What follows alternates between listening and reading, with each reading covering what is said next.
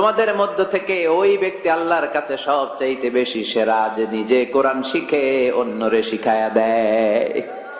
আপনি কোরআন শিখলে আপনি সেরা, আবার আপনি যদি শিখায়া দেন তবেও আপনি সেরা। এজন্য কোরআন শিখানোর চেয়ে শ্রেষ্ঠ কাজ হয় না। আপনি যদি কাউরে শুধু সূরা ফাতিহাটা শিখান, কোন সূরা, ওই লোক যতবার জীবনে সূরা ফাতিহা পড়বে তার একটা পার্সেন্টেজ সওয়াব আমলনামায় আপনার আছে না নাই?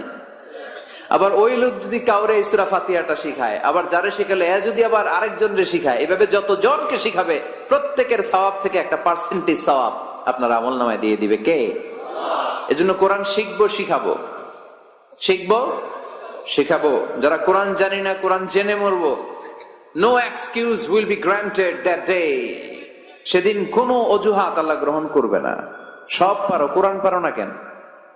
সবই তো পারো। হিন্দিতে কথা বলতে পারো, ইংরেজিতে কথা বলতে পারো,